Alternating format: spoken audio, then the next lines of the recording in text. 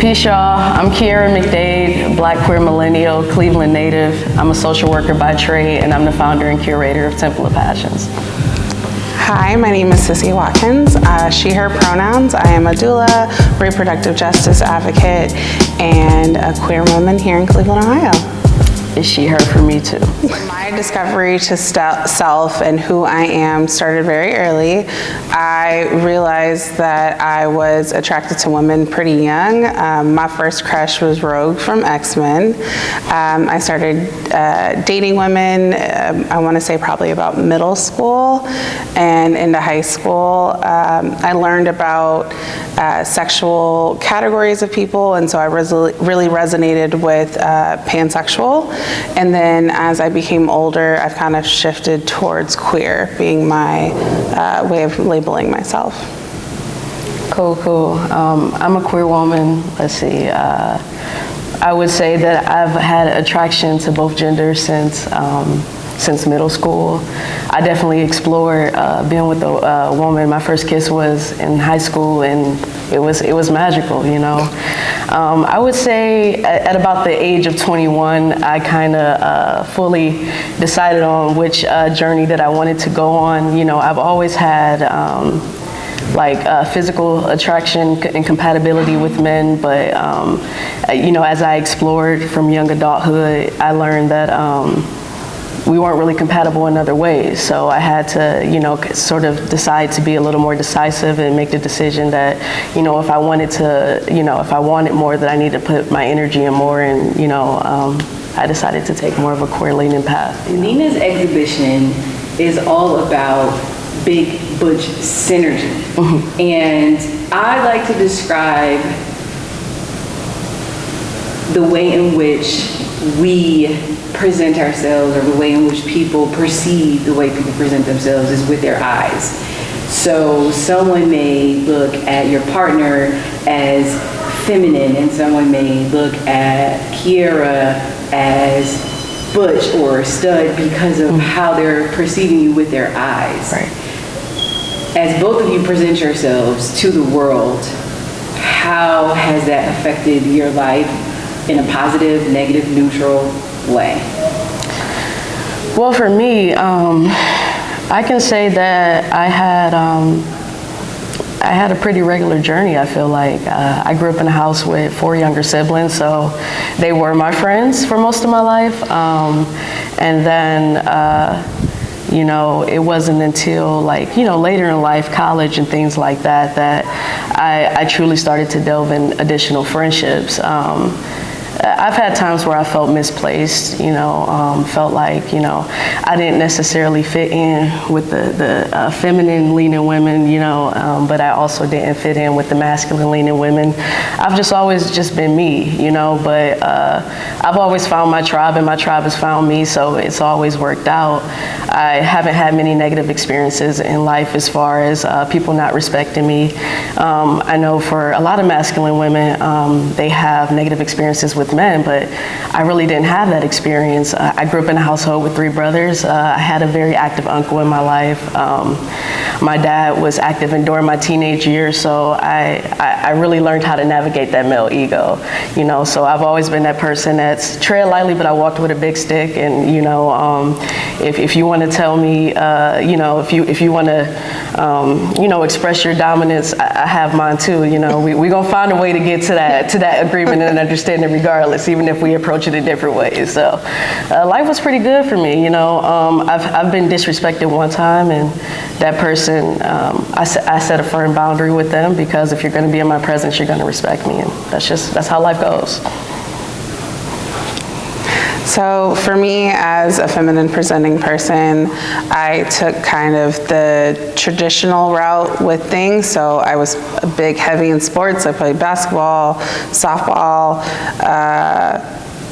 rugby. I mean, I kind of did that. So I was very physical. And so a lot of queer people run in those circles anyway. And so I never felt like I had to be hyper masculine or hyper feminine. I would say I've kind of come into my quote unquote soft girl era in the last few years. I've always liked dressing up and feeling pretty, but it was more of an intention thing instead of it being for myself. As far as being a feminine queer person, I will say it is sometimes tougher for us coming into spaces because I don't want to necessarily be hit on by men, and because I'm feminine presenting, their response is sometimes like, oh, well, you just haven't met the right man yet. And I'm like, but I met the right woman, so I'm okay. I will say sometimes when you want to be like, oh, are they gay? You have to kind of like, you know, being a feminine presenting person and looking at another feminine presenting person, you have to kind of guess. And so that makes it kind of hard. I will say for the most part, whenever it comes to being disrespected by people, it has come from more men, like cis men, where they feel like because of the way I look or my attractiveness that they feel like me being queer is just a detriment to society and they want to fix that. But no, I haven't really had too many issues. And then I'm also pretty dominant as well. So there was like a situation with our garbage man where he was trying to hit on me and I was like, no. And then the next week he didn't want to pick up something because it was gross. So I just picked it up and threw it into the back of the truck and he was like, oh. So, you know. And if I could say a little more, I would say for me, my difficulty navigating has more so been with women, you know. For a lot of women, when they're I shouldn't say a lot of women, but some women, when they're seeking a masculine presenting person, they expect you to embody this toxic masculinity. They expect you to be, you know, to succumb to heteronormative, you know, standards and things like that, you know. But I very much value myself as a woman too, and so I appreciate women who enjoy that part of me. And you know, it took a while to, you know, weed those people out, but you know, I got a good one here, so yeah. Yeah, like women deserve to be dated and pampered and romanced. Just because someone's masculine or feminine doesn't mean they don't deserve those things too. Yes, I mean, yes. that's a real thing. Yeah. Like even the assumptions of driving, we talk about that in the queer community. There's this perception that masculine women are the drivers, feminine women are the passenger princesses, is even in the label, and we share driving all the time. Do. Yeah. Do. And we'll just kind of look at each other and be like, yep, it's my turn. She's the spider killer in our household. I'm not doing that, okay? Yeah. I'm typically picking out her purses and shoes and stuff like that when we go out. You know, I want to make sure the nails match, you know, everything. Yeah. It's just life, you know? I'm more likely to go to Lowe's than go. Because I'm not going in there like, unless can't I stay have in that to. place. No. Earlier, you touched on your college experience, and that's something that Nina also incorporated in her exhibition this season. Yes. Was fraternities and a lot of organizations and movies that were all about college experiences, and some of those experiences weren't always positive for people. Yes. Some people find themselves in college, some people find out what they like, what they don't like, because for some people this is the first time you're away from your family and things that are familiar. And can explore your identity. Exactly. Yeah. So Exactly. for either one of you, tell us about your college experience and how that empowered your college experience in your life. So for me, when I first went to college, I was still living at home initially. And so I was just excited to be around a bunch of different people I never met. I was a church kid, I played sports, so that was pretty much the only, you know, school, church, sports, that was it. And so when I went to school, I was like, how old are you? Oh, you married? Oh, you have kids? Oh, you've traveled here? And so it was really exciting for me to get to know people. And when I met other queer people, there were, for me, initially extremes. So I met the rainbow-toting people where everything they do is, you know, the rainbow colors, and then I met the other extreme where it was just like, they were quiet in their queerness, but you knew it was there. And so I didn't resonate with either of those. I just kind of was like, okay, right. And I went to a couple of LGBT like events, and those weren't really my spaces.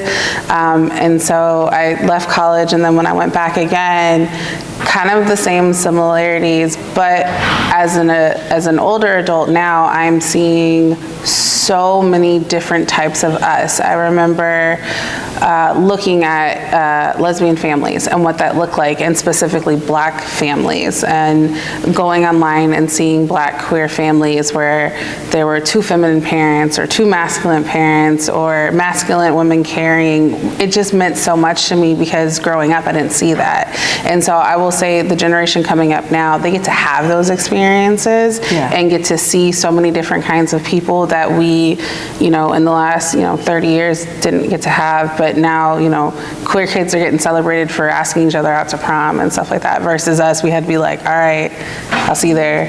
You know what I mean? So for me, college did allow me to kind of see the spectrum of things, and it also, I feel like, kind of helped me find my own path in that way as well. Yeah.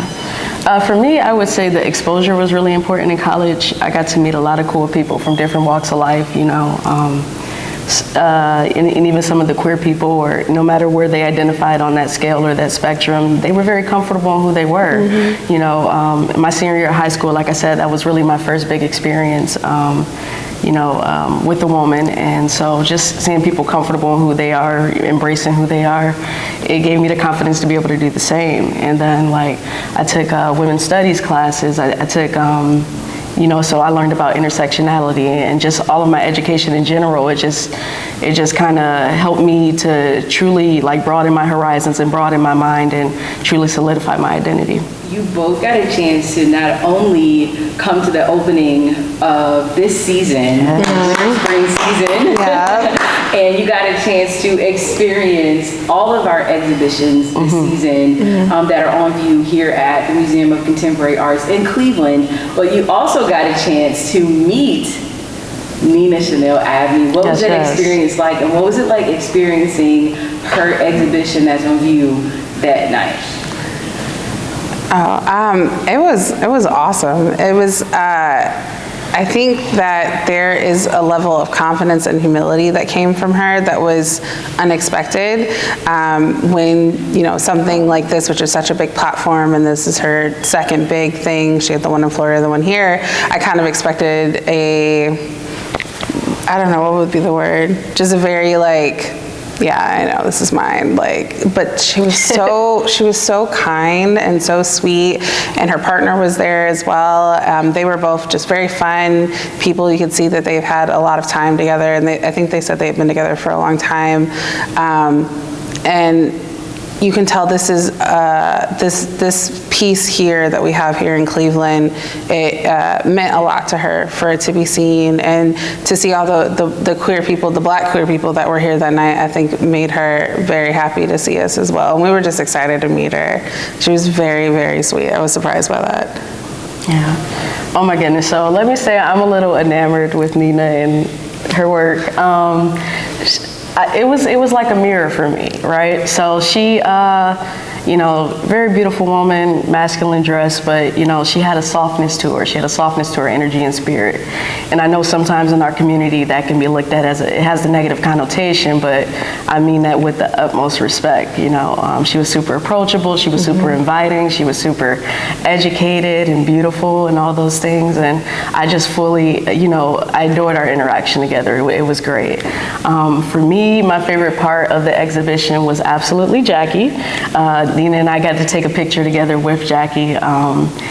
When I immediately saw it, and Jackie has the flat top, when I immediately saw it, I thought of Grace Jones. And my first encounter with Grace Jones was in the Boomerang movie, and I remember how bold she was, and how, unapologetic she was, and just outgoing she was, and how she puts the boundaries and narratives. And to me, that's what Big Butch Energy is all about. Big Butch Synergy, that's what it's all about. And so seeing that piece, it was my favorite, and I'm just grateful to have this experience and that we have this representation. To me, Big Butch Energy, Big Butch Synergy means to me that we've arrived, okay? Because a lot of times masculine presented women, they're casting a negative light, right? So we can be, typically when we're in the media, we're portrayed as unapproachable or hardened or unlovable, and to see all of these womex, just inviting, jovial, having a good time is beautiful. I love seeing this represented in a positive light, and it's really important. And I feel like this exhibition is the catalyst for that, and I look forward to seeing it more often. For me, Big Butch Synergy, this exhibition here at moCa meant being able to see myself in art. So often, art is a very European-centered thing, and as I've come to get to know modern art and meet other Black, queer, Latinx, BIPOC artists, I've been able to see more of myself in art and have that experience. This particular piece being here is just a celebration of being queer. It's a celebration of masculine energy. It's a celebration of feminine energy. It's a celebration of our relationship, things of that nature. So it was really exciting to be here. I've actually come back and brought another group of Black queer women with me to see it. And even being back here today and re-looking at it, I'm just reminded of the celebration that's in it. And this is actually my favorite piece. I loved all the expressions here. So I think having this platform is, like you said, a catalyst for more to come and more representation, and not always focusing on the toxic parts of the societal standards of what we think masculine is, and having a new horizon and thoughts on those. Yeah. And just us being us being represented in a public institution is important. Typically, like she said, that people lean towards European standards, so you typically see the nuclear hetero family, so just seeing us right here, we're Black, we're queer, we're right here, and it's nice. I'm Kierra. I'm Cissy. And this was our Big Butch experience. Thank you.